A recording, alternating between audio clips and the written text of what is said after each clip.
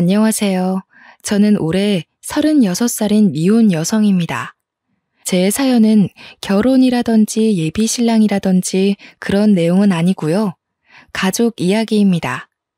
저는 딸만 셋인 집에서 막내딸로 태어났는데요. 위에 언니들은 연년생이고 저만 언니들과 한 9살에서 10살 정도 차이가 납니다. 이 얘기를 하면 주위에서는 막내딸의 늦둥이라서 사랑 많이 받고 자랐겠다고 부러워들 했지만 그 말을 들을 때마다 저는 그저 웃으며 자리를 피합니다. 저는 남들이 부러워할 만한 애정을 받아본 적이 없거든요. 오히려 그 반대로 부모님의 무관심 속에서 컸어요. 부모님 원망도 많이 했는데 오늘 이 시간을 통해서 부모님을 향했던 어리석은 미움을 털어버리고자 컴퓨터를 켰습니다. 저는 딸 집안의 막내딸로 태어나 아직 미혼인 상태인데요. 반면 언니들은 둘 다 시집을 갔습니다. 제가 막 20대가 되었을 때 언니들은 아빠가 소개해준 형부를 만나 결혼을 했어요.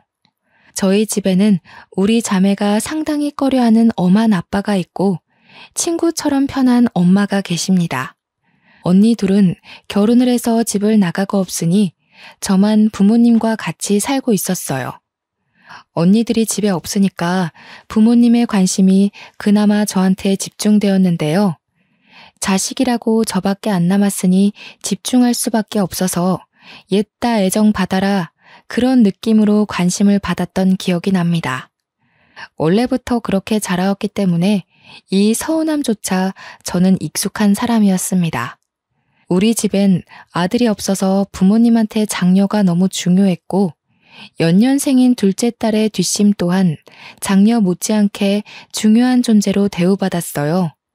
제가 초등학생일 때 부모님은 고등학생 언니들에게 휴대폰을 해주고 교복 맞춰주고 학원 보내준다고 돈을 왕창 쓰시고 제게는 떡볶이 한 컵 사주신 적이 없으세요. 제가 중학생일 때는 학원은커녕 언니들 취업 때문에 정신없어서 저를 돌봐주지 않았죠. 또 제가 대학을 입학할 당시에 부모님은 언니들 결혼 혼수 대준다고 돈을 쏟아붓던 시기라서 여윳돈이 바닥난 상태였습니다. 제게 첫 등록금만 내주시고 나머지 등록금은 제가 따로 장학금을 받거나 알바해서 번 돈으로 메꿔 넣었죠. 언니들이 학교 다닐 때는 아빠가 직장인이었거든요. 그래서 언니들은 학교 다닐 때 알바 한번 해본 적 없고 등록금뿐만 아니라 용돈까지 챙겨받았던 걸로 기억해요. 저 때는 아빠가 퇴직했던 때라 아빠 힘에 부쳐서 해주고 싶어도 그럴 수 없었다는 거 이해합니다. 그래서 저도 따로 불평을 늘어놓지 않았어요. 물론 저는 집에서 거의 없는 존재나 마찬가지여서 사춘기 투정 부릴 곳조차 없긴 했어요. 언니들 뒤에 가려서 매일 혼자 스트레스 풀고 놀고 그랬습니다. 언니들은 가끔 저더러 부모님이 성적 관리도 안 해주고 놀아도 신경 안 써서 좋겠다고 하는데 그 말을 듣고서 한참 사춘기일 때 저는 언니들이 나를 약올리는 건가 생각이 들었어요. 제가 불평만 안 했다 뿐이지 저는 부모님 관심 받는 언니들이 훨씬 부러웠으니까요. 여기까지만 말씀드려도 제가 어떤 환경에서 어떤 대우를 받고 자랐는지 대충 감이 오시지 않습니까? 다들 아들 하나 낳아야 되는 거 아니냐고 과거에 부모님한테 그렇게 잔소리를 해댔다는데 저희 부모님은 딸 셋이면 충분하다고 아들보다 딸이 속정 깊다면서 시대를 앞선 답변으로 주위의 간섭을 차단했다고 들었습니다. 그 마음이 제게까진 닿지 않았던 걸까요? 제 눈에는 부모님이 아들 없어서 언니들한테 뼈 빠지게 쏟아붓는 걸로만 보였거든요. 저희 아빠가 늘 호랑이처럼 지엄한 분이라고 말씀드렸잖아요.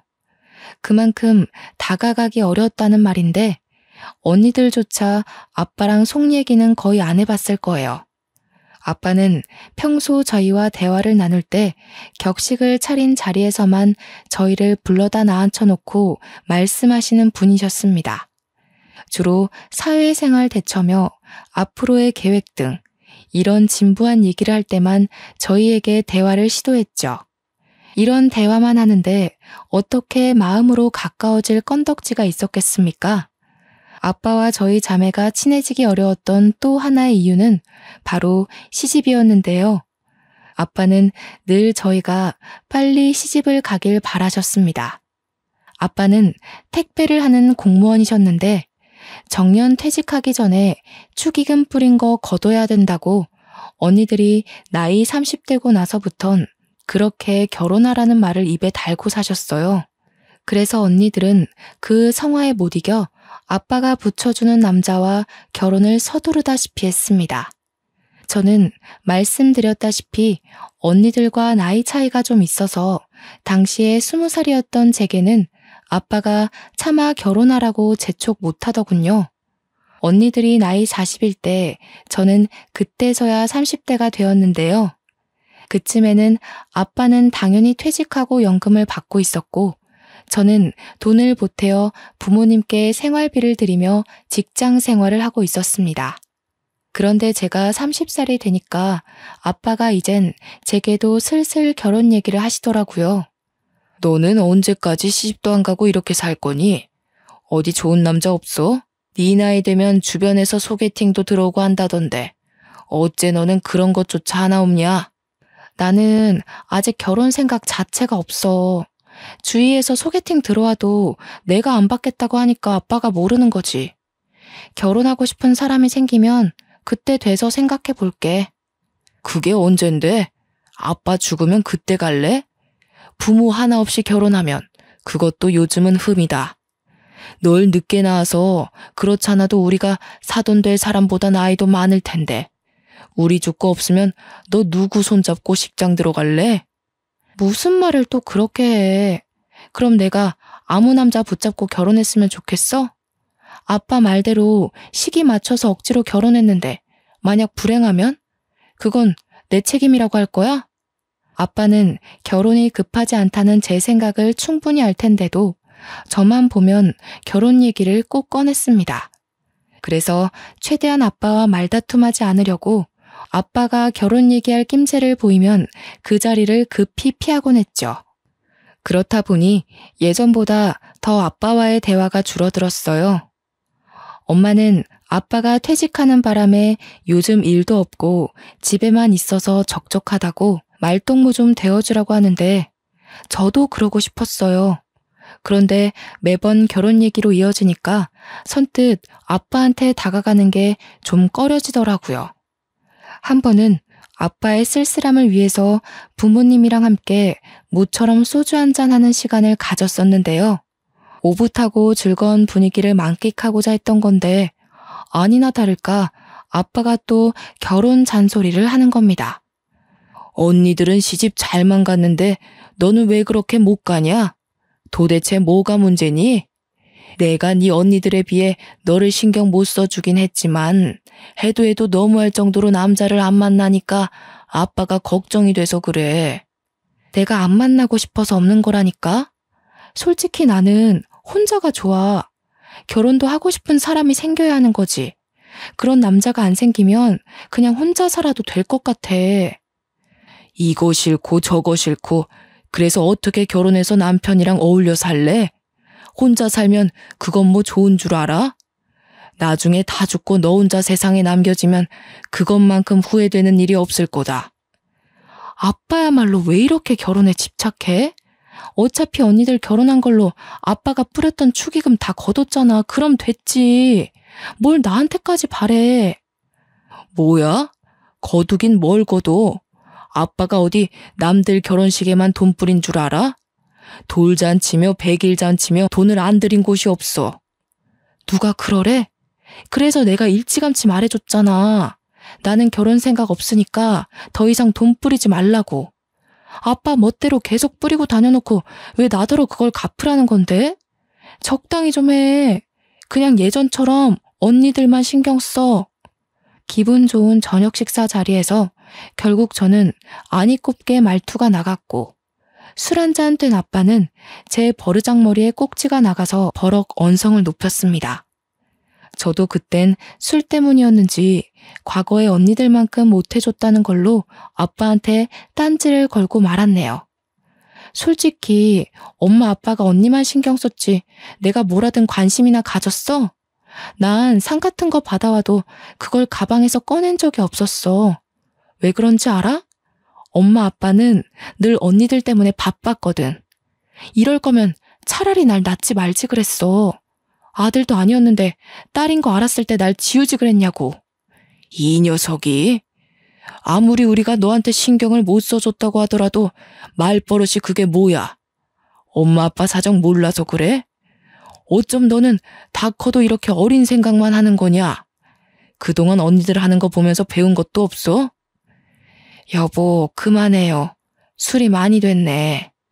그만 정리하고 잠자리에 듭시다. 윤희 너도 들어가서 잘 준비해라. 이건 내일 엄마가 정리할 테니까. 엄마가 제지하는 덕에 아빠와 저는 그쯤하고 그칠 수 있었으나 저는 그날로 아빠를 멀리했습니다. 원래도 가까운 사이가 아니었는데 제 고의적인 행동으로 인해서 더 멀어진 거죠. 그렇게 아빠한테 삐친 채로 말 한마디 안 하고 지낸 지 한 달이 지났을까요? 회사에서 일하고 있었는데 엄마한테 전화가 오더라고요. 엄마는 보통 제가 근무 중인 거 알아서 그 시간에는 전화를 안 걸어요. 그런데 그날따라 연달아 2번이나 전화 오길래 받아봤는데요. 다름 아닌 아빠가 교통사고로 병원에 있다는 연락이 아니겠습니까? 놀란 저는 근무지에 얘기하고 얼른 병원으로 달려갔습니다. 가니까 엄마가 아직 눈 못 뜨고 있는 아빠 옆에서 아빠 손을 잡고 앉아 있더라고요. 어떻게 된 거냐고 물어보니까 엄마가 망연자실한 표정으로 말씀하셨어요. 네 아빠 곧 생일이잖니. 신발 하나 사주려고 택시 타고 백화점 가는데 웬 중앙선을 넘어온 차가 우리 택시 쪽으로 돌진하는 거야. 기사님이 그걸 피하려다가 콘크리트 옹벽을 들이받았어. 지금 기사님도 많이 다쳐서 가족들 오고 난리도 아니었다. 사고 때에 아빠랑 기사님 쪽으로만 강하게 부딪혀서 엄마는 무사했다고 들었습니다. 엄마도 이마랑 팔꿈치 쪽에 작은 타박상이 있었지만 엄마가 이건 아무것도 아니라면서 아빠 어떡하냐고 눈물을 보이시더라고요. 저도 마음이 안 좋았어요.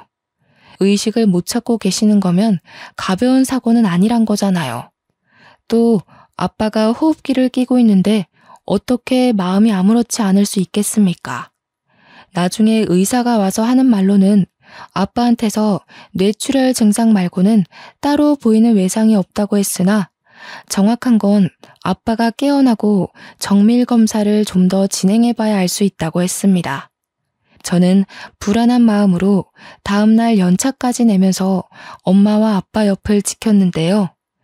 그날 밤늦게 아빠가 깨어나신 거 있죠?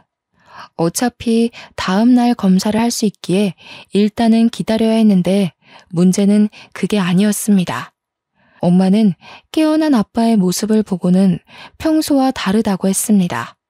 아빠가 어딘가 모르게 발음이 어눌하고 시선을 잘 못 맞췄어요. 저와 엄마가 하는 말을 잘 알아듣지도 못했고 우리를 아예 못 알아보는 것 같았죠. 말도 잘 안 하시는 데다가 인지 능력도 떨어져 보였습니다. 급한 대로 간호사를 불러서 상태를 확인을 했는데 간호사 표정이 안 좋더라고요. 왜 그러냐고 물어봐도 간호사는 증상이 예상외로 안 좋다고만 대답할 뿐 선뜻 정의를 내려주는 게 아니라서 더 묻지는 못했습니다.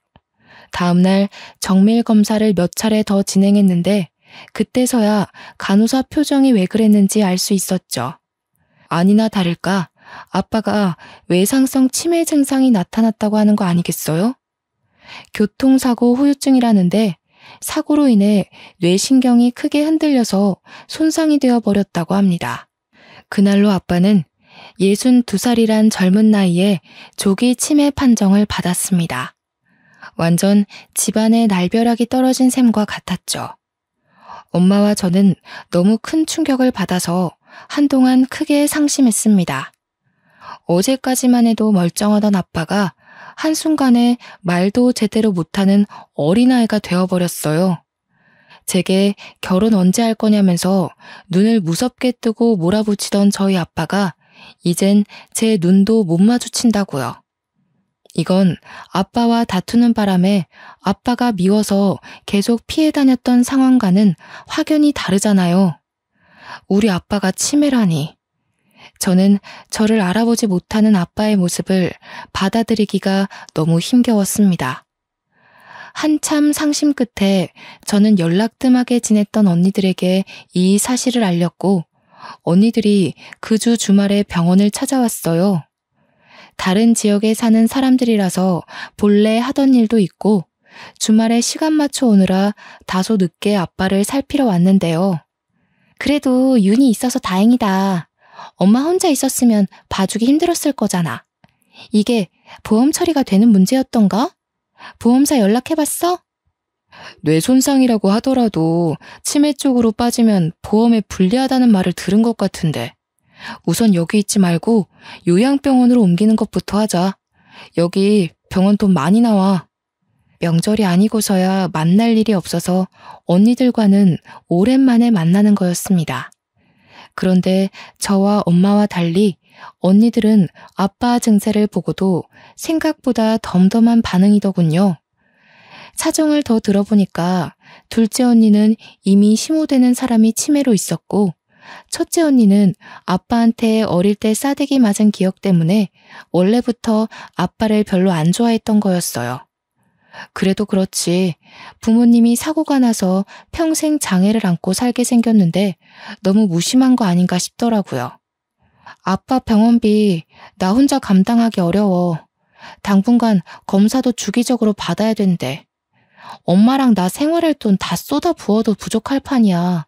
언니들이 돈 좀 보태줘야 돼. 우리 부모님 일이니까 저는 당연한 일이라 생각하고 제안했던 건데 형부들도 그렇고 언니들도 그렇고 제 말에 선뜻 대답하지 않는 겁니다. 서로 눈치를 보고 있는데 그 꼴이 딱 봐도 돈 나가는 게 아까워서 고민하는 모습이었습니다. 아이고 됐다. 무슨 가정 있는 사람들한테 돈을 달라고 하니 자기 식구들 먹고 살 여건도 빠듯할 텐데. 내가 저기 외가 쪽에 알아볼 테니까 너희들은 아빠 신경 쓰지 말고 한 번씩 안부 전화나 줘. 바쁜데 그만 돌아가도 좋아. 아무래도 엄마 또한 언니들과 형부들의 태도를 눈치챘나 봅니다.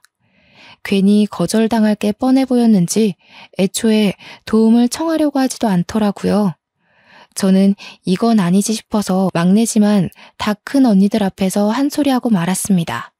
자식들이 버젓이 있는데 뭐하러 남한테 돈을 빌려. 우리가 보태서 아빠 병원비 하면 돼. 언니들이 좀 보태줘야지. 형부들 돈 많은 사람이잖아. 다른 사람도 아니고 우리 아빠가 위급해. 아빠가 언니들한테 쏟아부은 돈이 얼만데 병원비 한 번 대주는 게 그렇게 싫어? 아빠한테 쓰는 돈이 아까워서 이러는 거야? 넌 따로 챙길 식구가 없으니까 그런 맘 편한 소리 하는 거지. 그리고 아빠가 우리한테 돈 쏟아부었다고 해서 우리가 마냥 행복했을 것 같니? 나랑 언니는 그게 제일 불행이었어. 제발 아빠가 우리한테 신경 좀 꺼주길 바랬다고. 사사건건 간섭받는 게 얼마나 숨막히는지 모르지 넌? 됐어. 우리끼리 싸워봤자 뭐해. 윤희야, 일단 병원비에 대해서는 우리가 의논해보고 연락해줄게. 근데 언니가 한마디만 하자. 보이는 대로만 생각하지 마. 우리한테는 아빠 울타리가 지옥이나 다름없었어. 저는 그냥 자식된 도리로서 병원비 좀 보태달라고 했을 뿐인데 제가 이런 경고까지 들어야 할 정도로 잘못했던 걸까요? 첫째 언니나 둘째 언니나 제 말에 울컥해서 아빠에 대한 반감을 고백했는데 이 자리에 아빠가 있다는 것도 잊었나 봅니다. 아무리 아빠 정신이 온전치 못한 상태라고 해도 아빠가 함께 있는 자리였단 말이에요. 어떻게 저리 기본적인 도리도 없을 수가 있죠? 엄마는 이미 언니들을 등지고서 아빠만 살피고 있었는데 표정을 보니까 언니들한테 실망한 기색이 역력했어요. 그런데도 그 실망한 표정을 언니들한테는 들키지 않으려고 숨기더군요. 언니들은 그 정도의 말밖에 안 하고는 고작 병실에 30분 정도 있다가 우르르 나가버렸습니다. 심지어 전화로 연락해준다고 하더니 며칠을 기다려도 전화 한 통이 안 오더군요. 그래서 제가 작은 언니한테 먼저 전화를 걸었습니다. 내 돈이 아니잖아. 나도 그날 집에 내려가는 길에 네 형부랑 많이 다퉜어. 지금 합의 본 액수가 한 100만 원이거든? 더는 어려워. 100만 원? 아니 병원비에 앞으로 요양비까지 들어갈 돈이 많아. 그럼 나랑 엄마는 손가락 빨면서 지내? 아무리 출가 외인이라지만 너무하는 거 아니야? 그럼 어떡하라고. 네 형부 엄마도 치매 환자야. 이미 거기에도 돈 엄청 들어가. 가뜩이나 애들 학비까지 대줘야 돼서 우리도 예전만큼 넉넉지가 않다고. 저도 무턱대고 돈을 달라고 할 생각은 없었지만 작은 언니가 말하는 태도가 너무 기분 나쁘더라고요. 그래서 몇 분을 더 따지고 들었던 것 같습니다. 작은 언니만 그랬으면 제가 이 정도로 우라통이 터지진 않았을 겁니다. 큰언니라는 사람은 작은 언니보다 더 했는데요. 왜냐면 큰언니는 고등학교 때까지 아빠한테 싸대기를 맞았거든요. 장녀라는 이유만으로 큰언니는 가장 가혹한 훈육을 당해왔어요. 그래서 그런지 아빠에 대한 반감이 작은 언니보다 더 컸습니다. 아빠가 붙여준 남자랑 결혼하는 바람에 내 인생 망했다고. 네가 첫째의 고충을 알아? 내가 첫째라고 너희들 대표해서 얼마나 혼났는데. 네가 잘못해도 내가 맞고 윤정이가 잘못해도 내가 맞았어. 너라면 아빠가 곱게 보일 것 같니? 사춘기야. 언니가 지금 나이가 얼만데 사리분별을 못해? 아빠가 아픈데 그때 반감을 이렇게 풀면 어쩌자는 거야. 그건 그거대로 아빠한테 사과를 받던가 한바탕 싸우던가 뭘 하든 나중에 할 일인 거지. 여기서 그 얘기가 왜 나와? 네가 뭘 알겠니? 윤정이 집에서 100만 원 해준다고 했다며? 나도 100만 원밖에 못 해주니까 정 힘들면 네가 좀 아껴서 살아. 넌 네가 번 돈 너한테만 쓰잖아. 그리고 너는 아빠가 남자 안 붙여줬지? 그것만으로도 행운인 줄 알고 아빠한테 은혜 갚는다 생각해. 제가 결혼 정년기가 되었을 땐 아빠가 퇴직하는 바람에 어쩔 수 없이 아빠로부터 소개를 받지 못했던 거였는데요. 그걸 저더러 특혜라고 생각하라는 큰언니 말이 너무 어이없지 않습니까? 언니들이 아빠한테 가장 크게 서운해한 점은 다름 아닌 결혼 때문이 가장 컸습니다. 언니들은 막상 결혼할 때는 좋다고 결혼해놓고 부부싸움을 하기만 하면 자신들의 인생을 이렇게 만든 아빠를 욕했어요. 아빠 덕분에 의사 사모님, 대기업 과장 사모님 소리 듣고 살면서 늘 불평불만이 많았죠. 저도 더는 구질구질하게 애걸하고 싶지 않아서 언니들에게 고작 200만 원의 도움만 받았고 나머지는 제가 아끼고 아껴서 모든 걸 해결했습니다. 어쩔 수 없이 대출까지 받으면서요. 그렇게 아빠가 태어날 때까지 부지런히 아끼며 살다가 의사가 더는 손댈 방도가 없다고 하여 아빠를 모시고 집으로 귀가하였습니다. 일상처럼 완벽하게 복귀될 거라는 기대는 당연히 안 했어요. 치매에 대해 많이 검색도 하고 조사도 해봤거든요. 그래서 매사에 불안한 마음으로 출근을 했는데요. 아니나 다를까 한날은 퇴근하고 갔더니 엄마가 급하게 외출 준비를 하고 있는 겁니다. 엄마한테 어디 가냐고 물었더니 아빠가 집을 나갔다는 거 아니겠어요?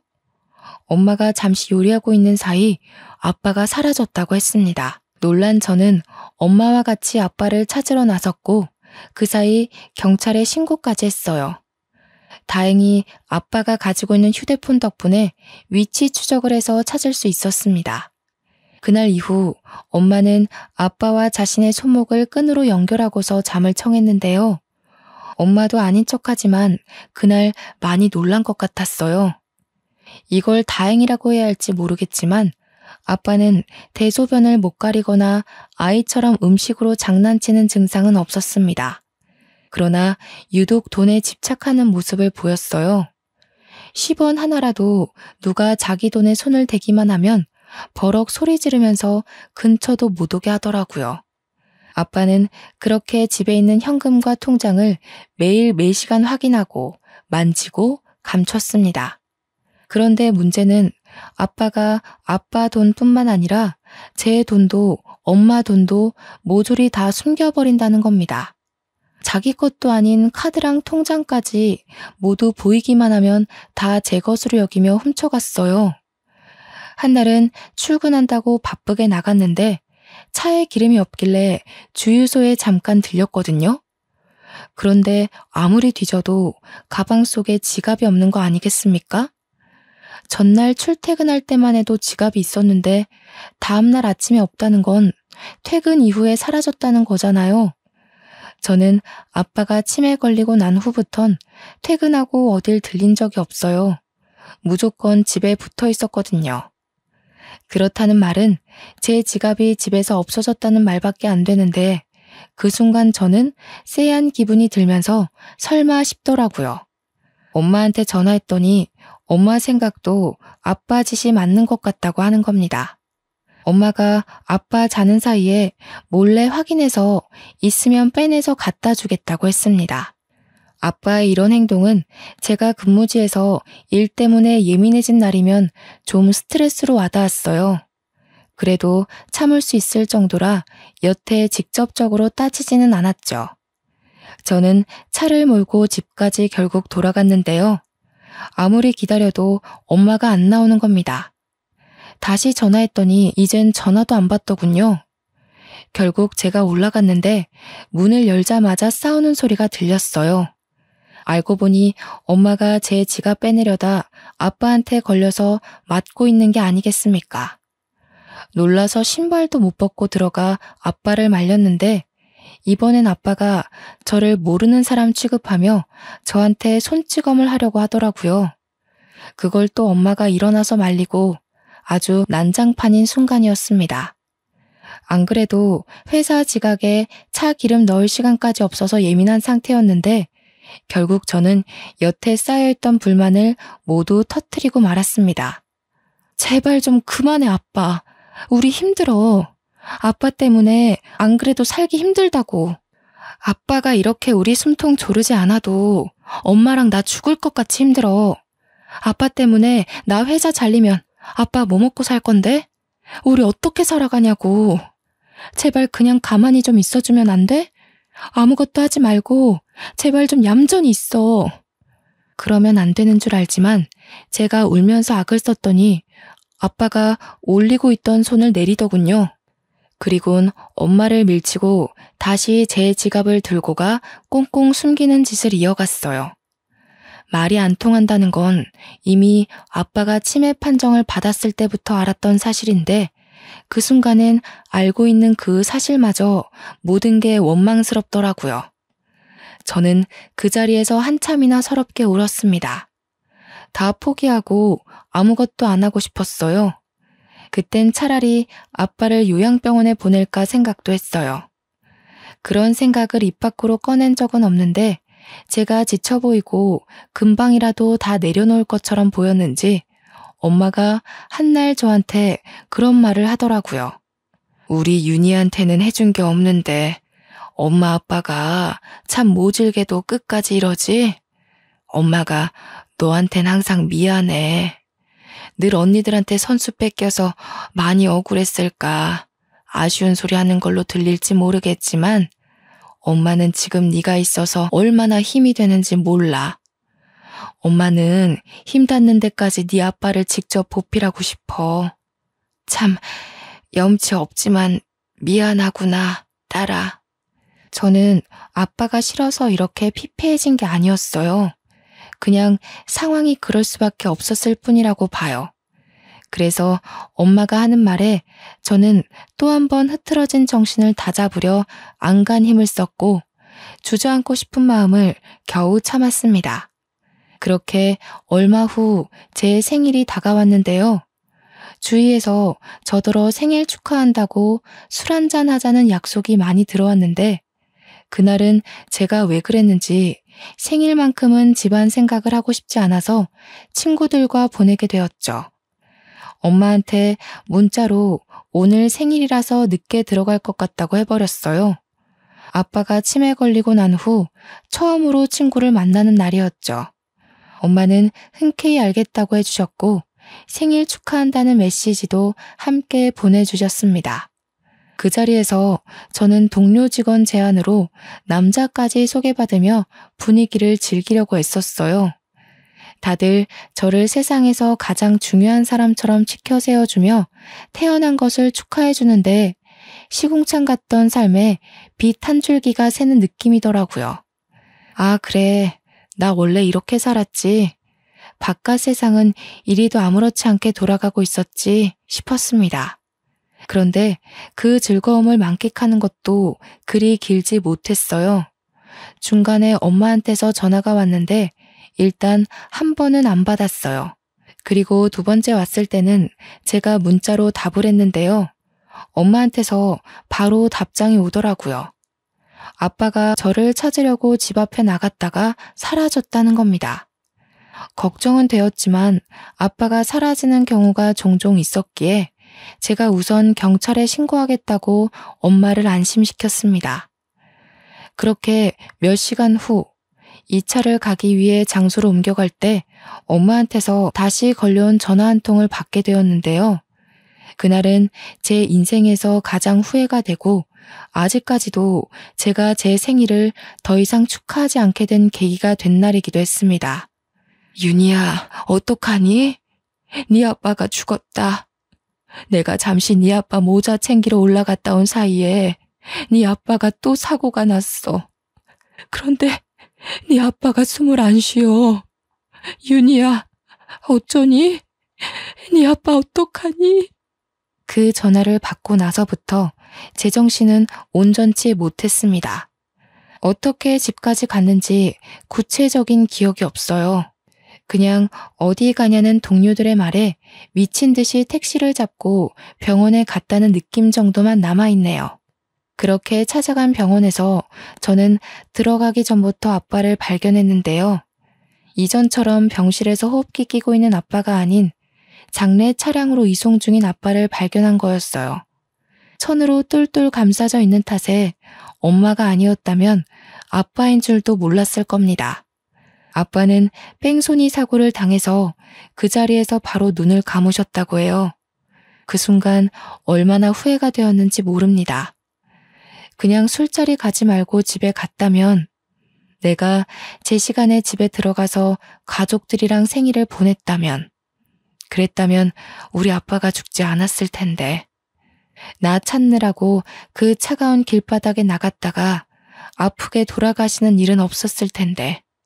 자책이 깊어지자 후회의 눈물이 흘렀고 아빠가 돌아가신 게 모두 저 때문인 것 같아서 정신적으로 너무 힘들었습니다. 아빠의 부고 소식에 언니들까지 그 새벽에 다 올라오고 저희는 정신없이 장례를 준비했어요. 형부가 상주를 서고 다들 장례 절차랑 비용에 대해 안내받는다고 정신이 없었는데 저는 구석에 박혀서 죄책감에 고개도 못 들고 바보같이 계속 울기만 했습니다. 그러자 첫째 언니가 약간 짜증을 내면서 저를 부르더군요. 최윤희, 언제까지 놀고 있을 거야? 지금 갑자기 상나서 한 손이라도 더 필요한 거 몰라? 적당히 하고 와서 도와.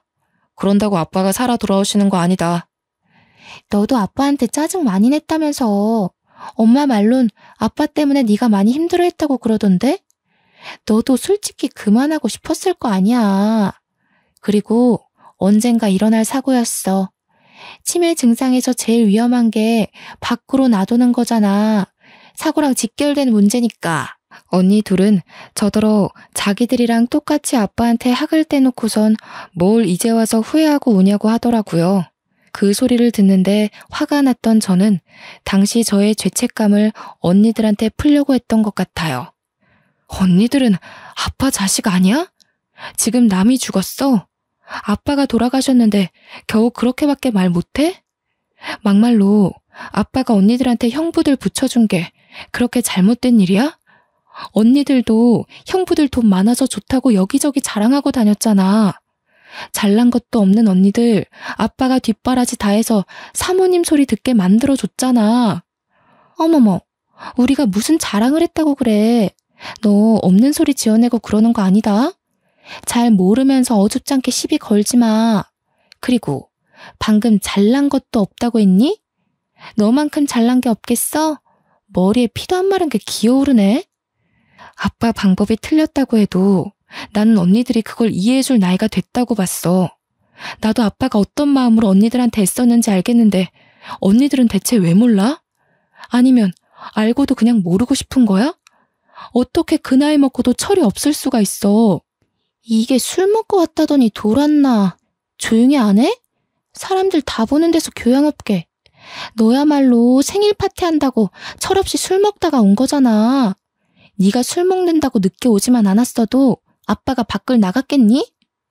그렇잖아도 제가 스스로 자책하고 있던 부분을 작은 언니가 콕 집어 얘기해주니까 순간 목구멍이 턱 막히더라고요. 당시에는 그랬어요. 아무리 이런저런 이유를 갖다 붙여도 아빠가 돌아가신 건 결국 저 때문이라는 결론밖에 내릴 수가 없었죠. 저제 이러지 말고 그냥 앉아서 쉬어. 우리가 다 할게. 그리고 이거 돈 필요하면 나한테 따로 연락해. 내가 처제라면 얼마든지 보태줄 수 있어. 형부가 슬쩍 제 손에 무언가를 쥐어줬는데 다름 아닌 돈이었습니다. 그러면서 제게 귓속말로 덧붙이는 말이 부르기만 하면 언제든지 서울로 올라온다는 겁니다. 아, 그러고 보니 현실 때문에 잠시 잊고 살았는데요. 제게는 언니들한테 말 못했던 엄청난 비밀이 하나 있었습니다. 큰형부, 작은형부 둘 다 제게 다른 마음을 품고 있었다는 거예요. 과거의 형부들은 하나같이 전부 언니들을 소개받고도 저한테 따로 관심을 보였습니다. 막내딸은 얼굴도 안 보고 데려간다는데 제가 딱 그 짝이었거든요. 제 입으로 이런 말 하기 좀 그렇지만 우리 세 자매들 중 제가 가장 외적으로 뛰어난 편이었어요. 부모님이 뒷바라지 팍팍 해줘서 잘 나갔던 건 언니들이었지만 주위 이웃이나 지나가는 사람들은 외적인 것 하나만 보고서 언니들이 아닌 제게 더 많은 관심을 주었습니다. 형부들도 마찬가지였죠. 비록 아빠를 통해서 언니들을 소개받았지만 사실 저와 결혼을 하고 싶었던 겁니다. 형부들은 언니들이랑 결혼하고도 신혼 초에 저한테 연락을 많이 보냈었어요. 저는 그 잘못된 관심을 받고도 언니들 가정을 파탄내고 싶지 않아서 그냥 모른 척 넘겼습니다. 당신은 제가 너무 어렸기도 해서 이 사실 자체가 그저 미안하더라고요.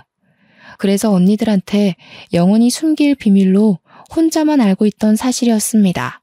그런데 장례식장에서 저는 그 마음이 틀어지고 말았죠. 당장 이곳을 초토화시켜버릴 수 있었지만 저 또한 아빠한테 잘한 것 없는 입장이기에 일단 장례만큼은 조용히 치르고 싶었어요. 그래서 우선은 참고 넘겼습니다. 아마 언니들은 형부들의 흑심을 까맣게 모르고 있을 겁니다. 저 또한 형부들의 흑심이 여태까지 이어져 왔는지는 몰랐는데 이참에 잘 됐다고 봐요. 언니들 가정을 확실히 망쳐놓을 수 있을 것 같거든요. 차라리 제대로 인생 망해봐야 아빠도 욕먹는 게 덜 억울하지 않겠습니까? 그렇게 인정 없는 장례 절차를 마치고 집으로 돌아온 날, 저는 엄마랑 같이 아빠 물건을 정리했어요. 그때 엄마가 제게 무언가를 건네줬는데 저는 그걸 바로 알아볼 수 있었죠. 그건 다름 아닌 아빠가 그렇게 끼고 사수했던 통장들 중 하나였습니다. 받아. 아빠가 너 주려고 가지고 있던 거야. 너 결혼하면 줄 예단비인데 너 크면 꼭 챙겨줄 거라고 그렇게 꽁꽁 감추고 있었어. 코앞에 있던 자기 딸도 못 알아봤으면서 통장 주인은 꼭 너라고 내내 당부했거든. 엄마가 힘겨운 마음을 다잡고 말하기를 아빠가 평소 엄마한테 그랬대요. 막내한테는 언니들만큼 못해줘서 늘 미안한 마음을 안고 살고 있다고요. 언니들은 태어날 때부터 걸음마를 하고 유치원을 가고 초중고에 대학까지 가는 내내 한시도 눈을 떼본 적이 없는데 결혼까지도 신경 써주고 모은 돈 다 털어가면서 바치고 그랬는데 저는 아빠 스스로도 평생 죄책감을 묻어두고 있었을 정도로 쓸쓸히 크게 했다고 말이에요. 아빠도 그걸 알아서 제 생각만 하면 그렇게 미안한 마음밖에 없었다고 합니다.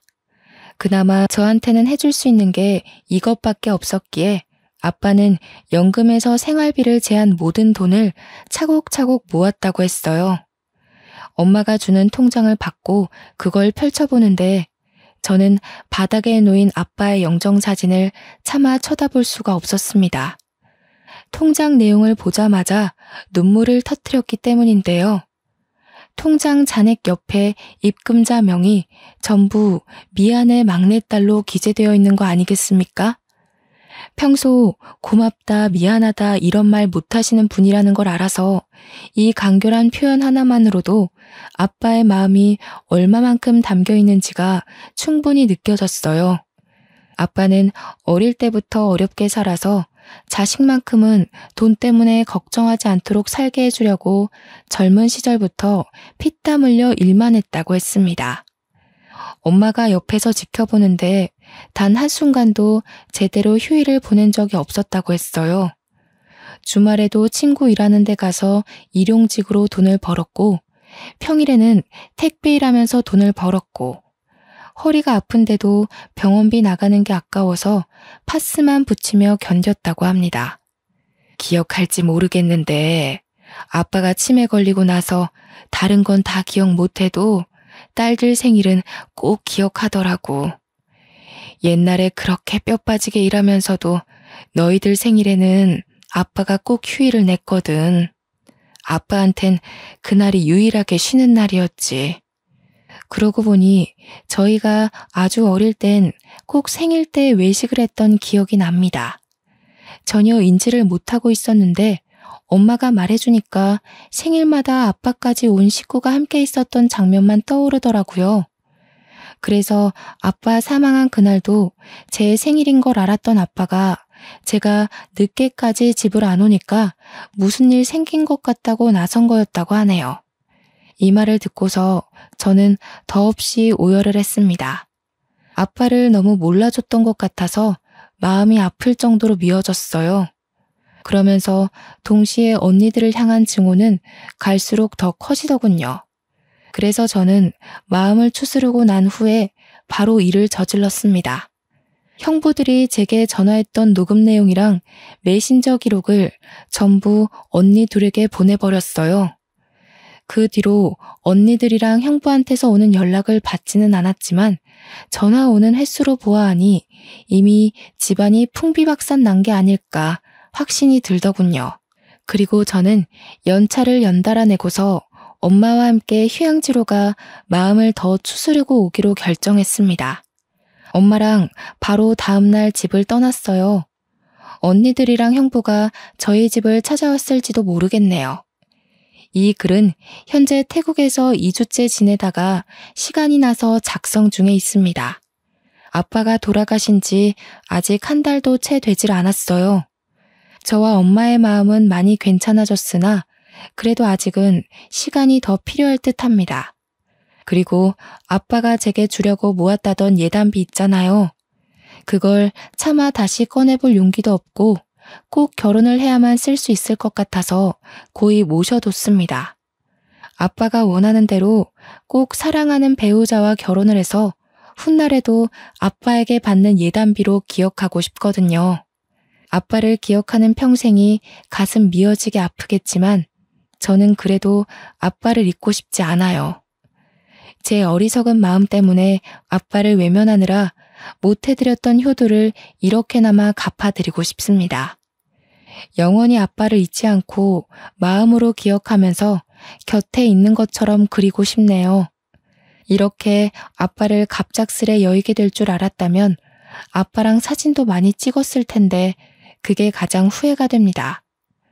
아빠랑 같이 찍은 사진이 단 한 장도 없더라고요. 사실은 아빠가 아닌 제가 너무 무심한 딸이 아니었나 싶습니다. 아직도 자꾸 아빠에게 모진말 했던 것만 기억이 나는데 이건 자식으로서 온전히 철없고 어리석었던 죄에 대해 벌 받는 거라고 생각해야겠죠. 제가 아마 제 생일을 다시 축하할 수 있을지 모르겠습니다. 축하를 받더라도 아빠를 꼭 찾아가 아빠와 함께하는 생일을 보내지 않을까 싶어요.